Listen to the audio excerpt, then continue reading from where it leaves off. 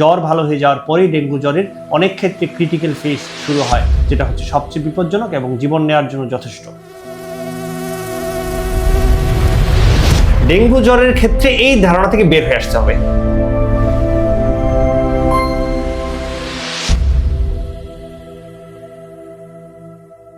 বিসমিল্লাহির রহমানির রহিম। আমি ডাক্তার তুফাইল হোসেন, আবাসিক চিকিৎসা কর্মকর্তা, শ্রীপুর উপজেলা স্বাস্থ্য কমপ্লেক্স। আমি আজকে খুবই আলোচিত এবং সবসময় রোগীদের ফেস করতে হয় এরকম একটা জ্বর নিয়ে কথা বলবো, ডেঙ্গু জ্বর। তো আমার সাথে আছেন ডাক্তার হুজ্জাতুল ইসলাম পলাশ। প্রাসঙ্গিকভাবে উনি এই ডেঙ্গু জ্বর নিয়ে খুবই ভালো প্রেজেন্টেশন দিবেন এবং আমাদের রোগীর জন্য উপকার হয় এরকম কিছু তথ্য আমরা পাবো আশা করি। আমি প্রথমেই যে প্রশ্নটা করতে চাই ডাক্তার হুজ্জাতুল ইসলাম পলাশকে, আমাদের রোগীরা জ্বরের ক্ষেত্রে, শুধু জ্বরের ক্ষেত্রে না, সব রোগের ক্ষেত্রেই এই টেস্ট বিমুখ একটা আচরণ করেন, সহজে টেস্ট করতে চান না। তো সেই ক্ষেত্রে এই ডেঙ্গু জ্বর বা সাধারণ জ্বর যাই হোক, জ্বরের ক্ষেত্রে টেস্টের গুরুত্বটা কতটুকু বা টেস্ট কতটুকু ভূমিকা রাখে আমাদের ডেঙ্গু জ্বরটাকে ম্যানেজমেন্টের ক্ষেত্রে, এই বিষয়ে আমি জানতে চাচ্ছি। আসসালামু আলাইকুম, ধন্যবাদ ডাক্তার তুফাইল হোসেনকে। খুবই গুরুত্বপূর্ণ একটা কোশ্চেন। আসলে আমাদের আমি যে কথাটা বলতে চাই, যখন ডেঙ্গুর সময় আসবে, আমাদের দেশটা তো এন্ডেমিক হয়ে গেছে, ঢাকা শহর পুরাটাই, এবং বলতে পারি আমরা সারা বাংলাদেশেই ডেঙ্গু ছড়িয়ে গেছে। তো ডেঙ্গু জ্বরের যে সমস্যাটার রোগ নির্ণয়ের ক্ষেত্রে, যে আমরা প্রথম দিন, দ্বিতীয় দিন, তৃতীয় দিন টেস্ট করি না। আমরা সাধারণত আগে কি জানতাম, যে আমরা আগে জানতাম যে আমরা জ্বর হলে আমরা 2-3 দিন দেখবো ভাইরাল ফিভার কিনা, তারপর ডাক্তারের কাছে যাব। এটাই ছিল আমাদের ধারণা। কারণ হচ্ছে ভাইরাল জ্বরগুলা, ভাইরাসজনিত যে জ্বরগুলা, সেগুলো এমনিতেই ভালো হয়ে যায়, এটা আমাদের ধারণা ছিল। ভালো না হলে আমরা ডাক্তারের কাছে যাব। ডেঙ্গু জ্বরের ক্ষেত্রে এই ধারণা থেকে বের হয়ে আসতে হবে। অর্থাৎ এখনকার জ্বরের ক্ষেত্রে এই ধারণা করার কোনো কারণ নাই যে আমি বাড়িতে থাকবো আর নিজে সেবা নিব, ফ্লুইড খাবো এবং ভালো হয়ে যাব। এই চিন্তা করাটা হচ্ছে সবচেয়ে বড় বোকামি। তো আমার কথা হচ্ছে, এখানে এক বাক্যে যদি বলি, আপনার যে জ্বরই হোক না কেন, আপনি এন্ডেমিক জোনে বাস করেন, অর্থাৎ এটা ডেঙ্গু প্রবণ এলাকা, আপনি যে জ্বরই হোক না কেন, আপনার জ্বর হয়েছে, আপনি যা প্রথম দিন একটা ডেঙ্গু NS1 পরীক্ষা করবেন। প্রথম দিনই ডেঙ্গু NS1 পরীক্ষা করবেন, সর্বোচ্চ দ্বিতীয় দিন বা তৃতীয় দিনকে কখনোই ক্রস করবেন না। কারণ সবচেয়ে বড় যে সমস্যা আমরা দেখি, যে ডেঙ্গু NS1 পরীক্ষা প্রথম 3 দিন পর্যন্ত খুব ভালো আমরা পজিটিভ পাই, শতকরা 90 জনের প্রায় আমরা NS1 পরীক্ষায় পজিটিভ পাই, ধরা পড়ে রোগটা। এবং পঞ্চম দিনের পর থেকে ডেঙ্গু IgM পরীক্ষা পজিটিভ পাই, পঞ্চম বা ষষ্ঠ দিনের পর থেকে। তাহলে মাঝখানের যে 2টা দিন আছে, চতুর্থ দিন এবং পঞ্চম দিন, ওই দিনে কিন্তু আমরা NS1 নেগেটিভ চলে আসতে পারে। আবার ডেঙ্গু IgM পরীক্ষা করলে সেটাও নেগেটিভ চলে আসতে পারে। ইভেন যে CBC পরীক্ষায় আমরা দেখি প্লেটলেট কাউন্ট কমে যাচ্ছে, সেটাও কিন্তু চতুর্থ দিনে নাও কমতে পারে।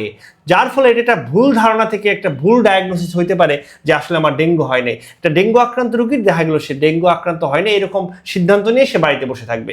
এই জন্য একটা এন্ডেমিক জোনে বাস করেন আপনি, আপনার ডেঙ্গু, আপনার জ্বর হইলে আপনি প্রথম দিন যে ডেঙ্গু NS1, সরকার নির্ধারিত টাকা, কিন্তু এটা 300 টাকা, কেউ চাইলেও বাড়াতে পারবে না। ডেঙ্গু NS1 বলেন, IgM বলেন অথবা CBC পরীক্ষা, সরকার নির্ধারিত রেটই সবাইকে পরীক্ষা করতে হচ্ছে। তবে একটা কথা মনে রাখতে হবে, এটা চিকিৎসক সিদ্ধান্ত নেবেন, আপনি না, যে ডেঙ্গু NS1 কখনো কখনো নেগেটিভ আসতে পারে। অর্থাৎ ডেঙ্গু হওয়ার পর আপনি প্রথম দিন পরীক্ষা করছেন, নেগেটিভ আসতে পারে। এটা সম্ভাবনা কম, কিন্তু সেটা হতে পারে। এই ব্যাপারে আমাদের সতর্ক থাকতে হবে। ধন্যবাদ। জি, আমি পরবর্তী আরেকটা গুরুত্বপূর্ণ প্রশ্ন করতে চাই। সেটা হলো, মানে রোগীরা সাধারণত অনুসরণ করেন যে ডেঙ্গু টেস্টটা পজিটিভ আসলো নাকি নেগেটিভ আসলো, এটা নিয়ে তারা খুবই উৎসাহী থাকেন এবং যদি পজিটিভ আসে খুবই হতাশ হয়ে যান এবং যদি নেগেটিভ আসে খুবই খুশি হন। তো আমি প্রশ্ন করব যে এই খুশি হওয়া বা বিরক্ত হওয়া কতটা যুক্তিসঙ্গত, এবং ডেঙ্গু টেস্টে যদি নেগেটিভ আসে তারপরেও ডেঙ্গু হতে পারে কিনা, এই প্রশ্নটা আমি করছি এবং জানতে চাচ্ছি। এই প্রশ্নটাই আমি মাত্র উত্তর দিলাম, যে ডেঙ্গু টেস্ট নেগেটিভ থাকলেও কখনো কখনো ডেঙ্গু হতে পারে। প্রথমত আমি প্রথম 3 দিনের মধ্যে করলাম NS1 পরীক্ষা করলাম, নর্মালি পজিটিভ আসার কথা, কিছু ক্ষেত্রে নেগেটিভ আসতে পারে। আর চতুর্থ দিন যা যদি আমি পরীক্ষা করি, পঞ্চম দিন পরীক্ষা করি, NS1 পরীক্ষা কিন্তু এমনি নেগেটিভ হয়ে যেতে পারে। সুতরাং আপনার ডেঙ্গু আছে, আপনি পরীক্ষা করছেন পঞ্চম দিন, NS1 কি পজিটিভ আসবে? আসবে না। তাহলে এই ব্যাপারে সতর্ক থাকতে হবে। আমরা কিন্তু যা পরীক্ষা করি পঞ্চম দিন, আর ডাক্তারদেরও এই ব্যাপারে খুব খেয়াল করতে হবে, স্পেশালি যারা জুনিয়র ডক্টর, যে আমরা কোন দিনের জন্য কোন পরীক্ষা দিচ্ছি। আমরা প্রথম দিকে দিচ্ছি NS1, পরের দিকে দিচ্ছি IgM, তাই না? মাঝামাঝি দিন থাকলে আমরা NS1 IgM দুইটাই হয়তো দিচ্ছি, যে কোনো একটাতে পজিটিভ পেয়ে যেতে পারি, CBCর সাথে আমরা অ্যাড করে দিচ্ছি। এটা হচ্ছে চিকিৎসকদের সচেতনতা। আর ডেঙ্গু NS1 নেগেটিভ হলে আপনার খুশি হওয়ার নিশ্চয়ই কিছুটা কারণ তো প্রাথমিকভাবে আছে, যে অ্যাটলিস্ট ডেঙ্গু হয়নি, আপনি নিশ্চিত হতে পারেন। কিন্তু তদুপরি আমরা অনেক সময় আমাদের যদি সন্দেহ থাকে যে এমন একটা দিনে আপনি পরীক্ষা করেছেন যেখানে ডেঙ্গু পজিটিভ থাকার উচিত কিন্তু হয়নি, সেটা NS1, এমন দিনে আপনি এসছেন, আপনি চতুর্থ দিনে এসছেন, সেক্ষেত্রে চিকিৎসক হয়তো আপনাকে বলবেন যে আপনি দুদিন পরে এসে আবার IgM করেন, আবার CBC করেন। এটা মনে হয় চিকিৎসকদেরকে খেয়াল করতে হবে।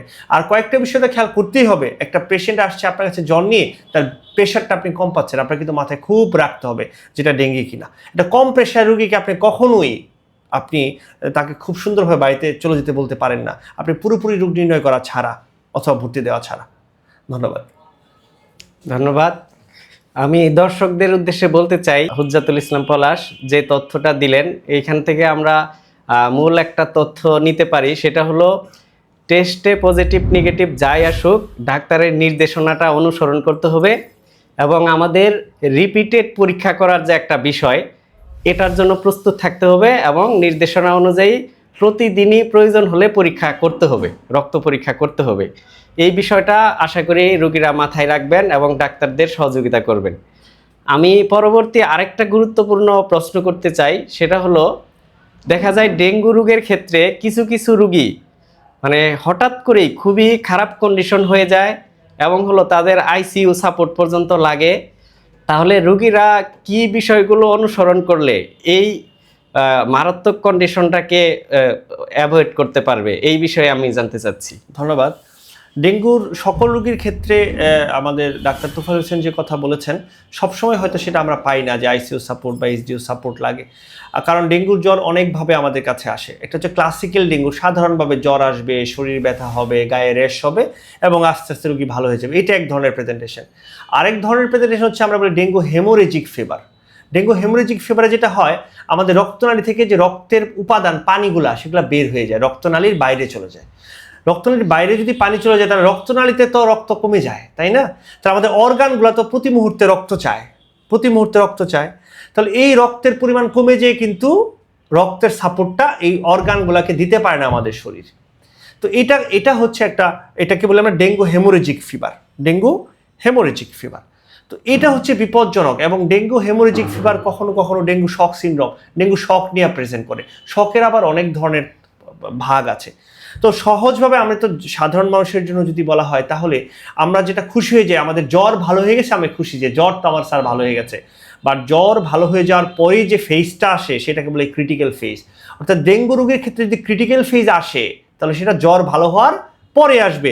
সবসময় ক্রিটিক্যাল ফেজ আসবে নাও হতে পারে সেটা, কিন্তু যদি ক্রিটিক্যাল ফেজ আসে সেটা জ্বর ভালো হয়ে যাওয়ার পরে আসবে। এবং জ্বর ভালো হয়ে যাওয়ার পরে আমাদের সর্বোচ্চ সতর্কতা রাখতে হবে। তাহলে কোন সতর্কতাগুলো আমরা রাখবো? জ্বর ভালো হয়ে যাওয়ার পর আমাদের CBC পরীক্ষা করা খুব জরুরি। সেখানে 3টা জিনিস দেখা খুব জরুরি। একটা, সর্বপ্রথম আমরা সবাই খেয়াল করি শুধু প্লেটলেটের দিকে, কিন্তু বর্তমান ডেঙ্গির যে প্যাটার্ন দেখা যাচ্ছে, প্লেটলেট আর অনেকের অনেক বেশি কমছে না। ৭৫,০০০, সিঙ্গার দিকে যে ছেলেটা, যে ভাইটা আমাদের মারা গেছে, তার প্লেটলেট কাউন্ট ছিল ৭৫,০০০। ৭৫,০০০ প্লেটলেট কাউন্ট নিয়েও কিন্তু সে মারা গেছে। ৭৫,০০০ কাউন্ট নিয়ে সে তো বুঝতে পারছে ৭৫,০০০ তো অনেক বেশি। আমার ভাই, তার ভাই এসেছিল, সে বললো আমার ১৯,০০০ ছিল, আমার কিছু হয় নাই ভাই, আমার ভাইয়ের ৭৫,০০০ নিয়ে খারাপ হয়ে গেল। কারণ এই যে আমাদের একটা ভুল ধারণা কিন্তু আছে, প্লেটলেট সব কিছুর ইন্ডিকেটর না।